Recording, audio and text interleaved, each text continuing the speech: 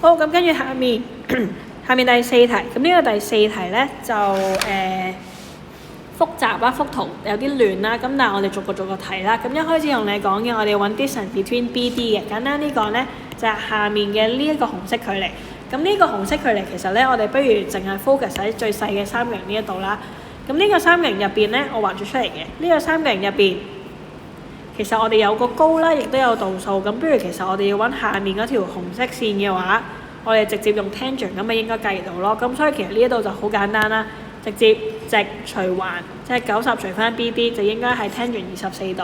咁跟住當我想揾 BD 嘅，我就可以將呢個 BD 啦除緊嘅掉過去變成。咁然後咧，我哋 tangent 24佢係多咗出嚟噶嘛，咁所以我掉翻過去變除。咁所以你應該會計到答案202噶啦。好啦，咁然後跟住繼續落啦。我哋依家咧其實要揾個 angle depression of A from C 嘅。簡單啲講係 C 度出發啦，望去 A， 咁你一樣啦。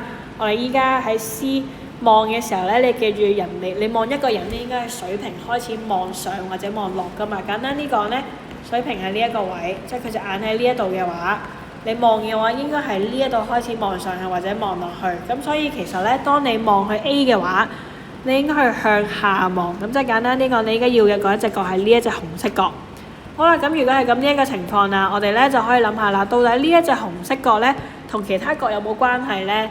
我哋呢一度水平線嚟噶嘛，同樣呢一度都係水平線，呢一度都係水平線，咁即係咩咧？你會一樣見到個二 set 嘅。咁既然你畫到個二 set 啦，咁即係其實我哋依家要嘅綠色角，或者應該等於紅色角咯。咁即係話簡單啲講，我哋依家要嘅就係嗰一隻綠色角嘅啫。好啦，咁所以我哋而家可以開始諗啦。綠色角，我有冇打橫嘅距離咧？我冇打直嘅距離咧？我冇打斜嘅距離咧？其實我揾咗兩樣嘢嘅話，我咪應該可以揾到佢其中一，即係揾到佢綠色隻角咯。咁所以其實我都諗翻啦，呢一度咧，呢一個距離，其實我哋啱啱 part A 咪計咗咯，咪就係下面呢度 BD 咯，佢長方形嚟㗎嘛，咁咪應該一樣咯。咁所以其實咧，底嗰隻角我有，底嗰條線我有啦。同樣啦，其實我哋再諗啦。咦，其實我哋左手邊咧已經有咗個高㗎咯喎，然後再將佢拉翻過嚟，咁咪即係其實代表呢一度藍色都係90米咯。咁既然我已經知成條250啦，咁我減翻走90，咁咪即係其實我哋亦都會計到佢嘅高咯。咁所以啦，呢一度咧就係分別計翻講翻佢兩條紅色線長度，然後再用多次 tangent， 其實你就應該計到答案㗎啦。咁所以呢一度咧就可以幫我畫翻幅圖啦。咁畫完幅圖寫翻啲 XY， 咁你就會應該寫到出嚟㗎啦。就係話我哋第一樣啦 ，ED 咧即係呢一忽係90，因為其實佢係嗰個 building 嘅高啦。然後啦，我哋咧亦都會講到其實呢一條線等於下面呢一條線嘅，即係 BD 等於 AE。咁我寫翻先啦。